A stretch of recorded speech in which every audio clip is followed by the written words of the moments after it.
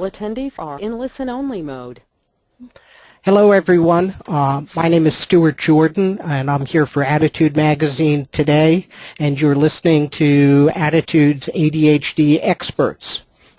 In this hour of ADHD Experts, we're going to be talking about weight loss and ADHD. Our guest today is Dr. Roberto Olivardia, he's a clinical psychologist and clinical instructor of psychology at Harvard Medical School, and he specializes in the treatment of ADHD, body dysmorphic disorder, BDD, and obsessive compulsive disorder, OCD. And his topic today is Your ADHD-Tested Weight Loss Guide, Take It Off, Keep It Off. Dr. Olivardia is co-author of The Adonis Complex, a book detailing the various manifestations of body image problems in men, and he maintains a private psychotherapy practice in Massachusetts. Dr. Olivardia, thank you so much for joining us today. We're pleased to have you here to join us for the hour. Thank you, Stuart. It's always my pleasure. Thank you. Before we get started, just a couple of notes. First off, just a quick note for those of you who have attended in the past. Susan Kaufman, the publisher, who's normally in my chair, unfortunately is under the weather with the flu, and so she asked me to step in, and so you will excuse me if it's a little disjointed, but I will do my best. And a couple of housekeeping notes. Dr. Olivardia will start with a general presentation that will last for about 15 minutes or so with the slides, and the rest of the hour is dedicated to answering your questions. On the screen, there's a little box where you type your questions in, and we will organize them and ask as many questions as we have time for. And please feel free to go ahead and enter questions while Doctor is presenting his slides. That helps us organize them and get them queued up. If you have any problems hearing us, the problem is most likely your internet connection, assuming that you are listening through your computer. In that case, if a telephone line is available, that is the easiest solution to fix your audio problem. And you will see on your control panel on your computer screen, there's a little telephone message with a button, and if you press on that, you'll get a telephone number to call in. Otherwise, you can, if you're having problems with the sound, sign off and sign back in, or just click on the telephone button and then click back on mic and speakers, and that may fix it. The slides are presented and advanced from this end. Everyone is muted, and you enter your questions through the question box. After our session is over, the slides and an audio link of today's broadcast will be on the Attitude website, attitudemag.com/webinars. And in a week or so, a podcast version of today's webinar will be in the ADHD Experts audio series on iTunes. With that, let's get going and turn it over to you, Dr. Olivardia. Thank you. Well, thank you all for joining on this webinar. This is a topic that is of particular passion for me. The first time I remember speaking about this subject at the 2008 CHAD conference, it was met with a lot of very positive feedback from people who had been struggling with eating issues. And I come to this via the avenue of specializing in the treatment of eating disorders, and would work with many men who had binge eating disorder or bulimia nervosa, who it turns out also had ADHD. And when the ADHD was treated, then the treatment of their eating disorder took on a whole new level, a whole new perspective.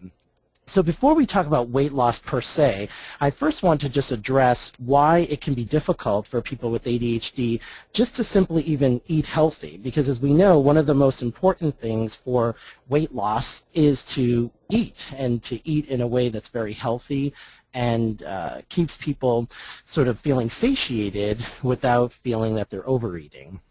Now, there are lots of empirical studies that have been recently done over the last 5 years that have really looked at this relationship between ADHD and obesity, as well as eating disorders such as binge eating disorder or bulimia, which is where people binge and then compensate for that binge by either vomiting or laxative use or excessive exercise. Particularly, there are studies in gastric bypass clinics. People who are candidates for gastric bypass surgery have found an astoundingly high rate of ADHD. And interestingly, most of the time the ADHD has been undiagnosed prior to that. But why this has very interesting implications is that even post-surgery, studies have found that those with ADHD tend to lose less weight or actually will gain the weight back. And after you have a procedure like that, gaining the weight back can actually have a lot of severe medical consequences. Now, when we think of ADHD, a lot of the time, particularly with the hyperactive subtype, people might say, well, wouldn't a kid or an adult who's hyperactive, wouldn't they be burning calories? Wouldn't their metabolism be super high?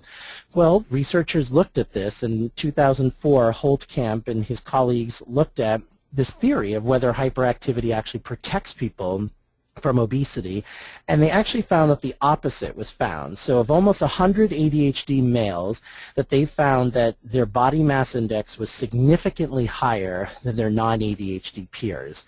And in fact, when they looked at people whose body mass index was over the 90th percentile, which is morbidly obese, you found higher rates of ADHD. So being hyperactive doesn't protect you from obesity. So clearly, this is an issue we have to pay attention to, and not only in terms of obesity, but in terms of psychiatric eating disorders like bulimia and binge eating disorder. My colleagues of mine at Harvard Medical School in 2007 did a study of ADHD girls and found that they were 4 times more likely to have an eating disorder, as well as in the University of Virginia in California found that bulimia was much more common amongst ADHD adolescent girls than their non-ADHD counterparts. So why would this be? Why are we seeing this very, very strong relationship? And these are very statistically significant findings. Well, when we understand ADHD, we actually can see that there are many different risk factors that could relate to why people have problems with eating and developing weight problems. From a cognitive perspective, if you think about healthy eating, it requires a very high level of executive functioning. You have to have good organization skills. You have to plan. When we eat, it's not the time that we want to eat that we have to start planning for that meal. We have to start planning for it at least a couple hours or at least an hour beforehand to make sure that meat is defrosted, that we have all the ingredients that we want. And it's very tough for people with ADHD to think in not now ways. So a lot of times, a lot of clients of mine who struggle with weight issues who have ADHD will say is that they think about dinner at the time their stomach is growling. And at that point, even if you don't have ADHD, it's very difficult to think through making something. But particularly if you have ADHD, the impulsivity of eating is just going to override all of the executive demands that are necessary to plan a good meal. So that leads people to either skip meals or, in a lot of ways, to rely on heavy fat, heavy carb, fast foods, which then will satisfy them, but of course is not healthy. People with ADHD have issues with regulation and can have a lot of difficulties in observing themselves and observing their own bodies in terms of, are they satisfied, are they full, are they hungry? And it can be very difficult. I've worked with clients where one of the contributing factors to their being overweight is that they skip meals. And as we'll talk about later, that weight loss is not about eating less. It's about eating the right kinds of foods, and it's actually often about eating more than what people might think you need to be eating. Diet is not a word that we're going to be entertaining in this seminar. So if you skip a meal, your body will compensate for that by trying to eat more the next meal. So skipping meals can lend itself to overeating later in the day. Sleep habits. I gave a webinar here through Attitude a while ago on sleep issues. Sleep hygiene is essential for weight control. In fact, one of the best things you can do to manage your weight is to get a healthy night's sleep, and we could talk about that more later. So when we look at all these regulation factors, it's so important to understand that for people with ADD who often might eat while doing another activity, it's very easy to miss how much food one is actually consuming. Now, we know emotionally that there are a lot of emotional risk factors as well. All of us can relate to having a bad day and maybe coming home and having a little ice cream or a pint of ice cream and maybe overeating. For people with ADHD, this is much more heightened, and not just in terms of stress and anxiety or bad moods, but even if they're feeling happy, even if they're in a good mood, they want more of that good mood. Probably the most common emotional trigger I hear from my patients is boredom, that when they have too much unstructured time, which is often going to be at nighttime, and if you're a night owl, which many people with ADD are, so now you're not sleeping well, everyone else is asleep, and you're bored, food becomes an immediate gratification. And that could really set somebody up for ingesting a lot more calories than their body really requires, which of course leads to weight gain. But what I say to people is that it's extremely important for people to understand not to have shame about this, and understand that those of us with ADHD, we are biologically wired for this issue with food, and it takes a lot more effort than it might for someone without ADD. There's fascinating biological and genetic research that looks at people with ADHD and how they are at higher risk for developing these kind of problems. Studies on brain scans find that the ADD brain is slower at absorbing glucose. The whole myth of sugar, for example, it is a myth that sugar causes ADHD or hyperactivity. However, people with ADHD often crave sugar and love sugar, and often ingest sugar way beyond the point where they really should. So the ADD brain is almost wired to not get the signal quick enough that says, ooh, I've had too much sugar. So the body can ingest a lot more sugar before that shutoff point happens. And sugar helps stimulate levels of dopamine in the brain, which is very reinforcing for the ADD brain. The ADD brain is by nature an under-aroused brain. So we have all these various neurotransmitters and chemicals in our brain. One is dopamine, which is known as the reward center neurotransmitter. It's responsible for motivation. When we have a great feeling of something, levels of dopamine rise in the brain. Well, the ADD brain at baseline has very, very low levels of dopamine, insufficient levels of dopamine, which explains why people with ADHD are seeking stimulation in many different forms, one of which is food. Food is an immediate sense of stimulation that is medicating, basically, those low levels of dopamine. And of course, when you're talking about sugar, that's an even more immediate sense of rising those levels of dopamine. The ADD brain also is very low in another neurotransmitter called GABA, and GABA is responsible for inhibition. So if we have sufficient levels of GABA, we are able to inhibit certain impulses that we have. If you have low levels of GABA, you have lost some of those inhibitions. So when you have someone with ADHD that has low levels of GABA and low levels of dopamine, you're talking about a brain that is not inhibited and is very under-aroused. It's just it sets the stage for having an issue like this. Now, that doesn't mean it's hopeless, but what it does mean is that it's important, A, to understand the science so that you're aware of how important this is to work on, and B, not to beat yourself up if you're trying to engage in a meal plan and you sort of fall off the wagon, so to speak, or if it's very difficult for you to adhere to some of these strategies, to really be kind to yourself around this. Now, it's so important to even watch how we eat. There's a whole, in the eating disorder field, there's a lot of talk about mindfulness and mindful eating and intuitive eating, being aware of your body, being aware of how many times you chew your food. Are you putting food in your mouth before you swallowed whatever was in your mouth? And I do a lot of these exercises with patients in my office where we'll have a meal together and talk about these various things. Things like, are you taking a deep breath before you eat? Or are you kind of approaching the dinner table in this sort of hyper state where you're not even having a full deep breath? Do you put your fork or spoon down after the food goes in your mouth? Which even doing a subtle tip like that can make a big difference in the amount of calories you take in. Because what you basically want is for your brain and your stomach to be in constant communication with each other. You don't want sort of a slow signal. You want the signal from your stomach that says, I'm satisfied, to go to your brain and vice versa. But if we eat too fast, that signal doesn't have enough time to get to the other place, which means we're going to be taking in a lot more food than our body really wants to. Try to eat as if you need to describe every aspect of the meal to someone who has never tasted that food before, which is an exercise I'll do with patients to really mindfully connect with your food, because food is a wonderful thing. Obviously, we need it to survive, but for a lot of us, including myself, it's very cultural. There are a lot of great meanings behind food and family and gatherings and social events around food. So it's important to have a very healthy relationship with food. Watch sort of, even while you're eating, how you're connecting to the food. So in looking at interventions and strategies is really incorporating some of these mindful eating components, but also being very aware of, are you treating sort of both the ADHD and the eating issue?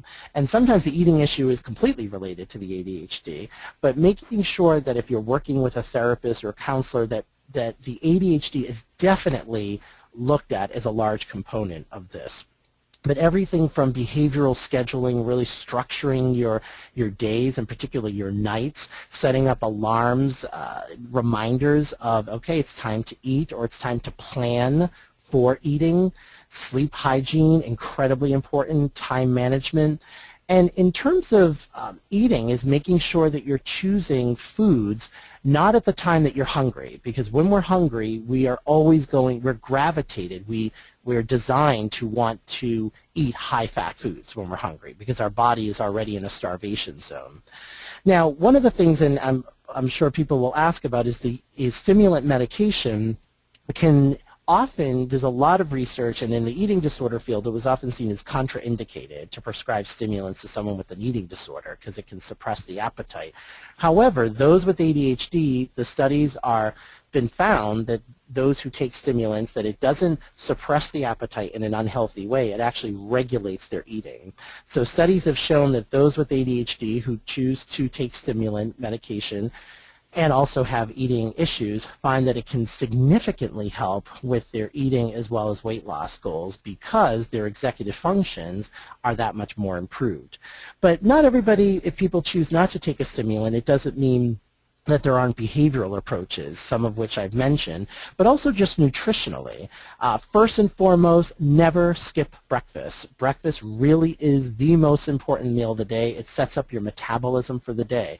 Try to have a lot of protein in that breakfast. Protein is a very sustaining nutrient in the body. It doesn't peak and have this crash like sugar does, for example.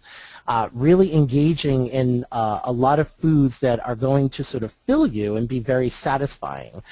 Your fish and your chickens and high protein snacks like eggs and nuts. Stay away from the sort of less simple carbohydrates, anything with corn syrup in it, and gravitate towards your vegetables and fruits, and foods that are very rich in omega-3 fatty acids like tuna, and olive oil is actually very good. And there are some preliminary studies that have looked at eating, making sure that the ADHD body and brain is getting enough zinc and iron. Perhaps there's deficiencies. But first and foremost, what's so important is really addressing any shame that somebody might have. Working with patients with eating disorders for almost 20 years, there's such a marked degree of shame around this issue. And for people with ADHD who struggle with their weight and who struggle with eating, a lot of shame, because eating is an everyday thing. It's something that we all have to do, and everybody does 3 to 4 times a day. And I think it can feel particularly shameful for people with ADHD to say to themselves, why is it that something that is just comes so naturally to everybody else is so difficult for me? And we're reminded of that multiple times a day. It's not like, you know, a project, let's say, that we procrastinate on, which we could kind of avoid, and until the end of the week, let's say. With eating, we have to deal with it every single day, multiple times a day. And so it's important to just be compassionate with yourself and understand that there is a predisposition here that does make it harder, but once you can understand that, engage with strategies that are ADHD friendly, then there's no question that you can do very well in terms of healthy eating and achieving healthy weight loss. So I'm open for any questions that people have. Great, Dr. Olivardia. Thank you for the intro, and we have a number of questions that are coming in. Plus, we also had a couple that were submitted in advance to the website, and I thought I would start there. Person writes in that they're well-versed in portion control, nutrition, good fats, bad fats, and still, comment writes, I stuff my face whenever I get the chance. I haven't seen anyone address the real issue as I see it, food addiction. Can you talk about how you come to grips with and deal with food addiction as opposed to, you know, and the problems that causes? Absolutely. I absolutely believe in the entity of a food addiction. Some people think it's sort of one of these fad terms, although it's not a formal diagnosis in the DSM, but absolutely that there are people that have addiction issues to food. And in fact, I've treated many people with ADHD who, when they recovered from a drug addiction or alcohol addiction and were sober, developed a food addiction. So it's always important for people who might be recovering from one addiction to be very, very mindful of another one potentially creeping up.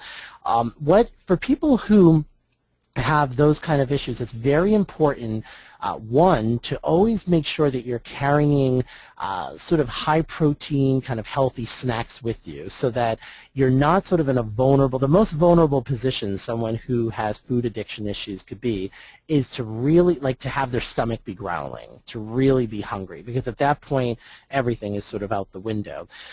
So if, let's say, if you're going to a Memorial Day barbecue and you know that there's going to be lots of food there and that's a very high triggering situation for you, eat something healthy before you go, literally like 20 minutes before you go. So when you get there, you'll probably still eat something, but you may not have the same sort of capacity to eat as much as you would have before, nor the desire to. Chewing gum, which sometimes can stimulate appetite in people, but for other people becomes a good way of sort of keeping their mouth occupied so that they don't sort of put food in it. It's sort of what we call a habit reversal technique in behavioral therapy. But being just like any addict, being very aware of what are your trigger situations. So clients of mine who have food addiction issues would never go to a buffet, for example. Buffets are just completely off the list. And one doesn't have to go to a buffet. There are most restaurants don't have buffets. But that is equivalent to an alcoholic going to a bar. I mean, it's just way too tempting, and even for the average person, buffets, people tend to completely overeat. So watch your trigger situations, be very aware of them, think of, even if it's 2 or 3 things that you're going to do to sort of offset that in some way. If you have a trusted friend or a trusted loved one that's going to be with you in that situation, to ask them if they could not sort of be your parent, but to just gently remind you. If there's some signal, maybe a word that they can say, so it's not shaming. You don't want people to say, don't eat that, you really want to eat that. That brings up a lot of bad feelings for people, but maybe if there's a code word, like beach or something totally random that just helps that person in that moment say, okay, positioning yourself. If you're at a party, even when you're in conversation, position yourself so your back is facing the food, so you're not staring at it. Many people with ADHD are on the quote-unquote seafood diet. If they see it, they're going to eat it, even if they've just eaten a meal. So being very honest with yourself is essential. Great. And one question that that came up, that's maybe a follow-up on that, is self-discipline an executive function?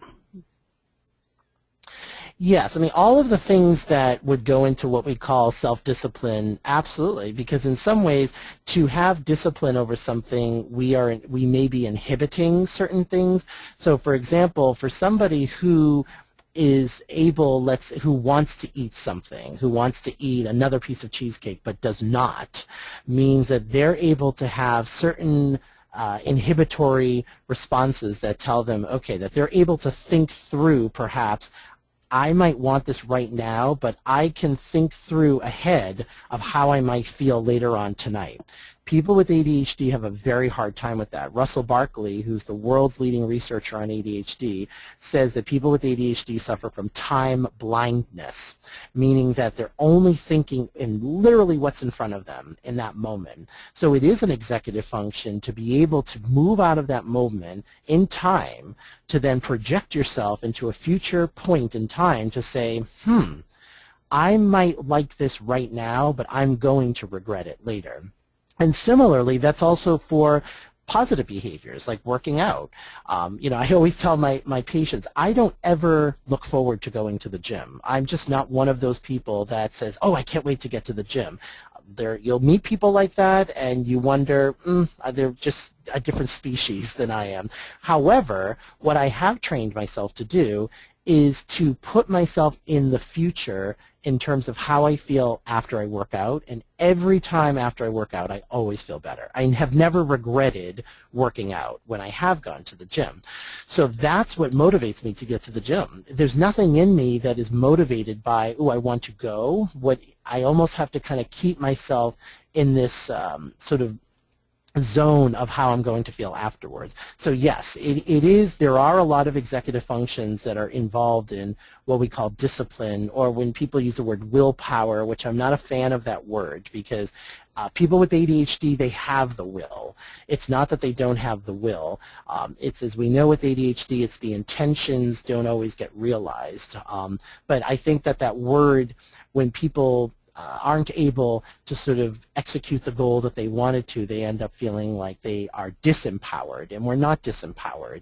What we need to do more as people with ADHD is to just be more strategic. Okay. We've got a variety of questions that all fall into the area of supplements, so why don't we address a few of these. One of the questions is, are there specific supplements like zinc or iron that would help, that would help with dealing with cravings? There isn't a particular supplement that, in terms of foods, probably protein is going to be your best bet nutritionally. That the more protein you can integrate in your diet, as long as you're not binging on protein, because too much of anything is not going to be good. But protein is a very sustaining nutrient in the body. So you can have protein, even if it's something that is a little higher in fat, like red meat might have a high degree of fat, but it has a high degree of protein. That's going to be a better food for you than a lower fat, no protein food. Because you'll eat that, and yes, it might have less calories, it might have less fat, but then you're going to be hungry 15 minutes later. Whereas you eat something that's very rich in protein and iron, it's going to sustain longer in the body. Now, when we're talking about supplements, I also want to caution people First of all, and of course with any of this, always consult your primary care physician to see how this integrates your overall medical profile, because of course everybody's different. But generally a multivitamin a day is going to do the trick in terms of just supplementing a lot of the foods that you'll be eating. It's a good way to start the day. Again, I would check with your doctor to just make sure that that works in your particular case. But when we're talking about weight loss supplements, there's a billion-dollar supplement industry out there, and a lot of it is around weight loss. And for a lot of the men that I work with, around weight or muscle gain, sort of burning fat, gaining muscle. And it's important for people to know that most, if not all, of these supplements that are sold in these stores are not regulated by the Food and Drug Administration. So you and I could take dirt from our backyard, put it in a capsule, and as long as we say it has not been evaluated by the FDA, so basically, you know, take at your own risk, it's completely legal. And some of these supplements that so-called lose weight do achieve that goal of helping people lose weight. The problem is that it causes a whole host of medical consequences in some cases, and it doesn't have any goal in terms of helping the person keep the weight off. No product that is going to make you lose 20 pounds in a month is healthy for you. And this is it can be frustrating for people, especially a group of people, like people with ADHD, who are very instant gratifying individuals. We're impatient by nature, so it's very tough, again, that time blindness to see the process in this. But for the average male who is overweight, every week, if you're losing about 2 pounds a week, then the chances of you keeping that weight off are very good. For women, it's about 1 pound a week. So if you're someone who wants to lose 50 pounds, if you're very overweight and you want to lose 50 pounds, at minimum, it will take a man about 6 months to do that, and for a woman about a year. And people don't like to hear that. People want to hear, no, I want it faster. So you have these products that are out there that really prey particularly on the ADD population, because we are instant gratifiers. And so it's very important, please, I caution people, do not buy any product that proposes to do that. It really does come down to eating well, having physical activity, and sleeping, which is another thing that is often not talked enough about, the important role of sleep in weight regulation. Following up on this question about supplements and ADHD medication, are there any concerns about specific contraindications between the ADHD medication and these supplements? Well, when we're talking about vitamin supplements, I'm not aware of anything in terms of your iron, your magnesium, your zinc, omega-3 fatty acids. They tend to actually complement oftentimes what stimulants do. If we're talking about these sort of quote-unquote weight loss supplements that are sold in these quote-unquote natural food stores, there are massive contraindications, because some of these products that are fat burners and products like that are basically kind of synthetic forms of amphetamines, and absolutely can be contraindicated, because if they could dehydrate people, they could speed up people's metabolism only by speeding their heart rate up. And with stimulant medication, there absolutely could be contraindications. The problem is that because these products are fairly new on the market, we're talking in the last 15 years or so, and many years ago, I mean, when I wrote a book years ago about body image issues in men, and in the course of writing that book in the late 90s, there were 3 deaths in the U.S. of boys who had taken a product called ephedrine, which is now illegal, but was sold at these natural food stores as a supplement to burn fat. And these boys happened to be athletes who were looking to cut fat very quickly, and they had heart attacks. So be very, very, just stay away from those products. But absolutely, anytime you're taking anything, absolutely run it through and run it by your psychopharmacologist to just say, you know, does this have any contraindications? And they will be able to definitely tell you. Okay, great. And one last question in the supplement area. Someone asked, can you supplement GABA to improve inhibition? It's a good question. I don't know. I think that whether, I mean, certainly anytime we have foods that are rich in stimulating neurotransmitters, that absolutely, that it can potentially mitigate some of the effects of that. So it's to what extent we don't know 100% yet, because again, how all of these things get metabolized is very different per individual. But I'm sure that there's going to be more research and looking at sort of having things like GABA and things like that that people could use to help them with if they have issues with inhibition or lack thereof. Okay. Someone asks, there are a number of questions about focus and motivation, and specifically as it deals with ADD in terms of, are there any specific suggestions that you could make about meal planning or for individual or families with ADD present? Absolutely. I think, what's important is really trying to find what's going to work for you specifically. As we know, with ADHD, you can have 10 people with ADHD in a room and they all respond to very different things. So as in my role, what I try to do is really just be as creative as I can with patients. And so if this is something you're working with a professional about, this is why it's essential that they understand the ADHD. So to give you examples, I have clients who use various apps where they might plan their meals, let's say, for the day. And if they're websites, for example, of recipes, and will automatically put into your phone the ingredients that are needed on that recipe, and you can sort of check whether you have them or don't have them, and it generates a grocery list for you. I have a number of individuals who will, within session together or with a nutritionist, will plan out kind of their meals for the week, or just have certain staples in their house. That's sort of another thing, is being very honest of what are the foods that I probably shouldn't have too much of in the house because I might just end up overeating them. Like Oreo cookies are one of those things for me where I love Oreo cookies, and if I have an entire package of them, they'll be gone in 48 hours, easy. But I don't deprive myself of the Oreo cookie. I'll get the small package of them. And that's important as well, as the idea of dieting or restricting food is a very tricky thing, because oftentimes it's going to lead people to crave that food even more.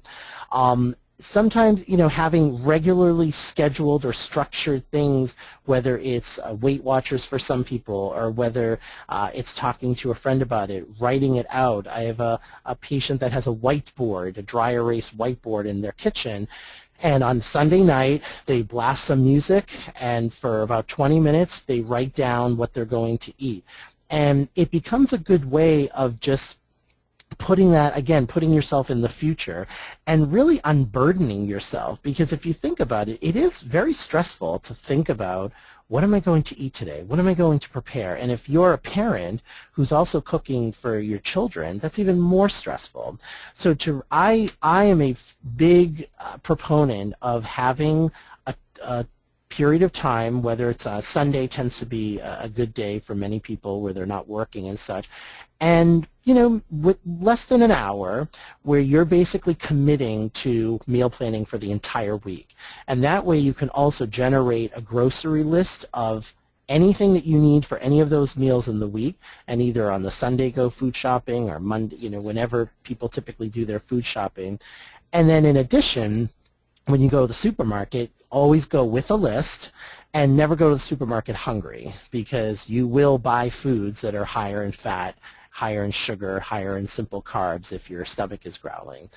And of course, exercise is another very important component of weight loss. But of the two, I always tell people it's very, very important, if you're looking for weight loss, is to focus on the food, because it's amazing how one meal or a portion of a meal could easily undo the caloric burn of an hour workout. So if for a number of my patients who are like, oh, I don't want to, I have to watch what I eat and I have to exercise, like, oh, it's too overwhelming, and then they kind of have a very all or nothing approach, I tell people, don't worry about the exercise right now. Let's focus on the eating. And then what happens to a lot of my patients is when they do lose weight, they're more motivated to walk more. It's not as hard to physically move their bodies. But that's important, because if you're on the treadmill, you're on the treadmill for an hour, you can get off there and you're sweating, and it feels like you sweat off 10 pounds, and then your weekly weigh-in or whatnot, you're like, oh my gosh, how come I haven't lost weight? Well, one Big Mac could easily undo an hour on the treadmill. I mean, food, we have to be very mindful of that. What I also recommend to people, if you go out to eat in restaurants, try to limit either the going out to eat in general, because most restaurants are not invested in feeding you healthily. They're invested in having you buy their food, and what's going to get you back is more often than not that you think the food tastes good, and it's going to taste good because it's loaded with fat and with butter and with sugar and with salt. Look on the restaurant's websites for chains. They post nutritional information. Very, very important. So all of these things, trying to sort of think outside the box and be creative of using different modalities that sort of keep you on track. I recommend people weigh themselves once a week, no more than that though, because we don't want this to be a compulsion. We don't want it to develop into an eating disorder, but at the same time it is important to be mindful of your weight and mindful of, I gained 3 pounds this week, and not as an opportunity to beat yourself up, but more to look at it as, oh, well, actually, now that I think of it, I skipped lunch those 2 days and I ate a lot at dinner. Okay, now this is something I'm going to work on next week. And then likewise, you might find in a week that you lost 3 pounds that you might say, wow, actually, you know what, I slept really well this week. So, and it's looking at it as like data collection, and everybody will have a different, for some of my patients, their sleep hygiene is the most important thing for them in terms of regulating weight. For other people, it's making sure that they don't skip a meal, and part of not skipping a meal is making sure that they're adequately planning so that they're not overwhelmed at the time of meals. So it can be different for different people. Okay, thanks. We have a series of questions from people asking about sleep and weight loss and trying to understand the connection and how to manage it. Do you want to go into that a little bit more? Absolutely. So basically, if we think about what our body really, really needs to survive, we need to eat, we need to drink water, and we need to sleep. If we don't do one of those things, our bodies will severely be compromised, and we're basically, bringing on our own mortality. So when our bodies don't sleep, our brain doesn't understand. If you have to almost think of it as when we're cavemen and cavewomen, our brain doesn't understand that we're choosing not to go to sleep. Our brain is functioning on a very evolutionary cycle of keeping us alive. So our brain thinks, well, if I'm not going to sleep, which is a pretty important survival technique, it must mean that one of the other two mechanisms are threatened. And if one of them is threatened, then this makes sense. So if the body doesn't sleep, the brain and the body are assuming that it must mean that you need some food. And so it's going to do a couple things. It may actually give you a second wind so that you could get the energy to get to a food supply. And again, our brain doesn't understand that the food could be right in front of you. It's just operating on the same sort of mechanisms as was operating 1,000 years ago. So it's going to give you a second wind to look for food supply. But also what happens is that your body now, because it feels that it's potentially going to be starved soon, it's going to do a couple things. It's going to regulate hormones in your body. One is ghrelin and the other is leptin. And what these two hormones do is regulate how full and satisfied you are and your cravings for certain foods. And when we don't sleep, immediately, I mean, this happens over even one night of sleep deprivation, your levels start altering of leptin and ghrelin, which means your metabolism starts slowing, so the amount of calories you burn, and we actually burn a lot of calories while we are sleeping. believe it or not, I remember reading a statistic years ago that said we're burning more calories when we're sleeping than when we're watching television. So if you are sitting watching television, your body is actually truly less active than when we're sleeping. A lot is happening when we're sleeping.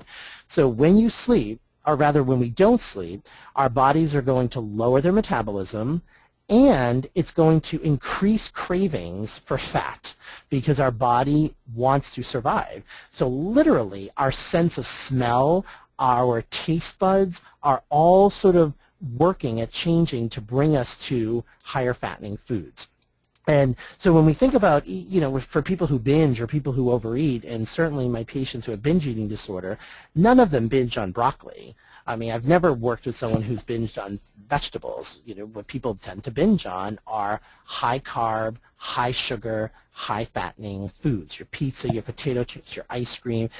And then if you are eating, so now if you're not sleeping, now your metabolism is dropping, you're craving fat, and now let's say you hit the refrigerator at 1, 2 in the morning and you're eating foods that are high in fat, it's like a double whammy because now you're eating these high fattening foods at a time when your metabolism is looking to burn no calories. So you are holding and storing like hibernation, like a bear that's hibernating.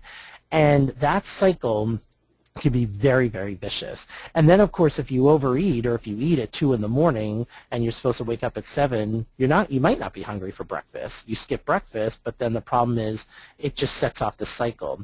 So when I have, and I also tell patients ADHD and sleep disorders go hand in hand, sleep apnea, narcolepsy, you name it, very, very prevalent in the ADHD population. And I know from my own personal experience with sleep apnea that the first month that I used the CPAP, which I have to use for the rest of my life because my sleep apnea is very anatomically driven, that without doing anything except just sleeping more and sleeping with the CPAP, which guarantees that I'm getting sufficient levels of oxygen, I lost 12 pounds in a month. And I've heard many stories of that with patients who just by sleeping better, they just wake up, you just have more energy, which means that your executive functions are going to be better, which means you're going to be better at planning and time management and all those other things. I mean, just all the regular things we know about sleep deprivation. You're not as cognitively clear if you don't sleep well. Your information processing part of your brain is not working as well because we process a lot and consolidate information during REM sleep, which is a stage where we dream. It's not only that we're dreaming, it's almost like our brain is in a kind of, for people who might be familiar with what defragmentation is in computers, it's sort of taking bits of data and kind of synthesizing them. That's what's happening during REM sleep. So our ability to be information processors, to be cognitively clear, all better with sleep, but also biologically, hormonally, not a good thing when we are sleep deprived. It is actually one of the contributing factors to obesity is sleep debt, especially in children. And so I'm assuming that if someone with ADD who is experiencing sleep issues, that one of the top priorities for them should be to try and deal with the sleep disorder because it will have a carryover effect in terms of weight issues and all of their any other problems they may have. True? Absolutely, absolutely. And for people who have real serious sleep issues, get a sleep study. It can literally change your life. I mean, something like sleep apnea could be a life-threatening disorder. I mean, it's not just someone who's snoring a lot. It means your heart is working at a rate that it really shouldn't be working at. It's equivalent to suffocating in your sleep. So these are very serious issues. But in addition to, it's important to let people know that for people who are exercising and are saying, how come I'm not losing weight? A lot of my ADD patients will say, I go to the gym 5-6 times a week. Well, when you're let's say if you're on a treadmill or in an elliptical and it tells you the number of calories that you're burning and all the data, that data you have to assume is only accurate if all other things are sort of taken care of, which means if you are eating a consistent level of food throughout the day and if you're sleeping well. If those things are not happening, those numbers are not accurate.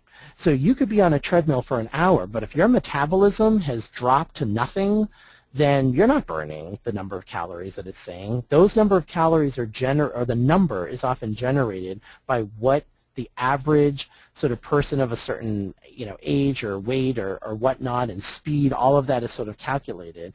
So if you're not sleeping, this was a patient who was sleeping 3 hours a night, and I said, you're not going to lose weight. Your body's holding on to that, because if you're sleeping only 3 hours a night, your body needs that energy to keep yourself awake. It assumes that if you're not sleeping, it's because you can't be sleeping, like there's something more important that needs to get done. And to the ADD brain, that's what it feels like for many people. It's very tough for them to go to sleep, because they're like, oh, I have to do this and I have to do this, and their focus and their hyper-focus is so much better. Or for some people, they just have a very hard time getting to sleep. But absolutely, dealing with the sleep issues are so important. Now, someone just asked, if you don't have a sleep disorder but you have problems getting to sleep, are over-the-counter or prescription sleep aids a good thing or a bad thing? Do they give you the same type of sleep that you're looking for? It's a good question. I mean, I always caution in telling people, of course, work with your doctor, work with someone who, either your coach or your therapist around the ADHD, to first rule out if there's anything on a behavioral level that you could be doing, because you don't want to be adding something. Some of these sleep medications could be habit forming. They could result in issues with REM sleep. I mean, there are side effects, to some of them. But for some people it works beautifully, or certain medications might work very helpful. And at the end of the day, if you're not sleeping, it's better to take something to help you get a night's sleep, because the effects and the consequences of particularly prolonged sleep deprivation, it can make people psychotic. I mean, it can really get people into a very, very bad place. But I wouldn't use that as a first-line approach. I would make sure, are you basically adequately getting your body and your brain ready for bed? Are you dimming the lights? Are you engaging in sort of more calm activities before sleeping? Are you not eating a full meal before you plan on going, to sleep? For people who take stimulant medications, sometimes they take a dose right before bed, and that actually helps them fall asleep because they're able to focus more on getting to sleep. Exercise, it varies. I'm a night exercise person. I prefer to work out, and I could work out at 10 or 11 o'clock at night. There's a 24-hour gym near my work, and that's when I do a vigorous workout. I come home, I take a shower, and I will get to bed earlier and sleep better that night. For other people, it will completely stimulate and wake them up. So you have to sort of look at, again, how it's affecting you. But if all of those things are failing, or, again, if the consequences of the sleep deprivation are so high, absolutely talk to your doctor about a sleep aid, but monitor it, and don't just sort of take it for face value. Monitor, are you developing tolerance for it? Are there side effects to it? But I just tell people, with something like sleep, you don't want it to just be the medication. You have to make sure you're addressing it behaviorally as well. Great. I want to go back. You mentioned binge eating before, and we had someone who submitted a question specifically about the incidence of binge eating as it relates to ADHD medications, and that what happens is when the medication's wearing off, the binge eating kicks in. Any suggestions on how to manage that? Absolutely. That is, as I mentioned, and in fact, just recently, as recently as a week ago, there's studies that are showing how Vyvanse, which is a medication for ADHD, is going to be tested as a trial for patients with binge eating disorder. That there's very preliminary studies that have found that patients who do not have ADHD but just have binge eating disorder are significantly helped with Vyvanse. So there is definitely something about how stimulants can be very helpful in reducing impulsivity, but the question is absolutely true that for people, when their medication wears off, they may find that they now have just more impulsivity and less inhibition. And again, it's often, if it's going to wear off, it's often going to wear off in the evening or the nighttime, which is almost the toughest part of the day to regulate eating, and for people who overeat or have weight issues, because there's a lot less structure. So incredibly important to make sure, again, that you're having foods that are very rich in protein, trying not to have trigger foods that are around you. And again, it's not about deprivation, because I'm very specific about this in terms of it's not about, because it's very easy for people to get into, oh, I don't deserve to have an Oreo cookie. We don't want that kind of thinking. But what we do want is, I know I'll eat the whole package of Oreos, so I'm not going to bring the whole package in my house, but I'll bring the little, 4 Oreo package in the house, and that could be sort of my treat. But being really trying to structure your time, almost planning for it, anticipating what time of day does the medication wear off? When do you notice that impulsivity coming in more? And then when you can plan for it, it's not hitting you by surprise. You're not sort of taken over by it. If you can anticipate, okay, 6 o'clock, that's sort of when those munchies really start coming in. At 5 o'clock, maybe you can eat something that's very high in protein to help sort of mitigate some of that. You can think, okay, at 6 o'clock, maybe there's an activity that I could do or get myself involved in that I could even hyper-focus on, so that I'm not turning to food as a way of gratifying something.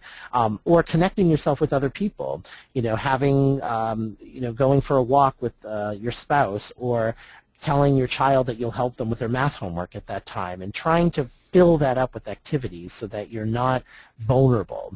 Because that's the most important thing. With all the data that I presented around how the ADD brain is predisposed towards obesity, is not to disempower people. It's the total opposite. Like, I feel validated when I read that research, because one, it explains why these things can be so hard, but two, it now is empowering, because once I can understand that and accept it, then I could be honest with myself and saying, okay, this is what I need to do. A lot of other people don't need to do this, but this is what I need to do, and that's okay. It doesn't make me defective. It doesn't make me, not have willpower, because the other reason I don't like that word is that it's very easy to say, oh, that person has so much willpower. They go to the gym every day, and well, they may be wired in a completely different way than you are. So, like, I'm somebody, I personally don't drink alcohol, and I don't have any moral objection, to casual drinking of alcohol, but my body doesn't tolerate it, like, at all. And I get very sick. I don't like the taste of it. I think it's repulsive. And so I would never be an alcoholic, but not because I have willpower. It's because I'm just not wired towards that. Now, that doesn't mean I'm not wired towards other addictive behaviors or substances, but alcohol is certainly not one of them. So it's important for people to understand that it's to not denigrate themselves or shame themselves that they're just not cutting it. It's more that you're wired a certain way, and what the good news is that we have a body of research that explains that wiring, and we have to use that to develop strategies. Great. We're running out of time, so one last question that represents a couple of queries that have come in, and it comes from parents of children with ADHD and eating issues. And the question specifically is, what are the recommendations in terms of how to manage or trying to appropriately parent the child in terms of the eating and eating habits and management, as opposed to doing it for oneself? Any last thoughts on that? Sure. If you are a parent that has children with ADHD, or if you are a parent with ADHD that likely will have children with ADHD, it's important to make sure you're taking care of yourself, as well as, being aware of your children. Just like in an airport, we're always taught to put the mask over ourselves before helping a child. And the same is true with healthy eating, that if you're not incorporating these skills in your own life, if you have ADHD, but yet you're sort of putting that energy in your kids, they're seeing that. And if they have ADHD, they likely will have the same tendency. So it's something that you can all talk about, too, as a family, and encourage children, particularly at a young age, to be mindful of, are we eating, do we chew our food just twice before we swallow it, or chew it 4 or 5 times? Are we really feeling the flavor? Are we connecting to the food? It can start very young, where you start to sort of engage in very sort of mindful eating techniques that already implicit in that is helping somebody become more aware and therefore less impulsive about their food. Many ADHD kids are also very picky eaters, and so parents can be very frustrated with their kids only literally eating 3 foods. That could be a whole other webinar, but there is a lot of sort of tactile defensiveness and sensory defensiveness that a lot of kids with ADHD and a lot of adults with ADHD might have around certain textures and flavors and things like that. So it's important that if you find yourself very frustrated, get some support, work with a nutritionist, particularly ones that have experience with individuals with ADHD that can really help you. Don't feel like you have to do this all on your own. Great. Thank you. The hour is up. It just flew by. Thank you for everybody with all of your questions. Thank you, Dr. Olivardia, for your time in sharing so much. Reminder to everyone, the recording of today's session and the slides will be available at the Attitude website later today. A podcast of today's session will also be available in about a week or so. And we had a lot more questions about sleep today than we had time to address. And so I want to make a special mention, if you're interested in the sleep issue subject, Dr. Olivardia had done a session for us back in November on sleep, and a recording of that session is also on the Attitude website. When you go to the webinars page, if you scroll back to November, you'll be able to get a link to that session as well. So again, thank you. Just a quick reminder, next week we'll be back on January 28th with a session on time management for ADHD kids with Mary D. Sklar. And download the slides. Dr. Olivardia's information is on there for any follow-up information. Dr. Olivardia, thank you so much for your time. Oh, you're very welcome. My pleasure. Everyone, have a very good day.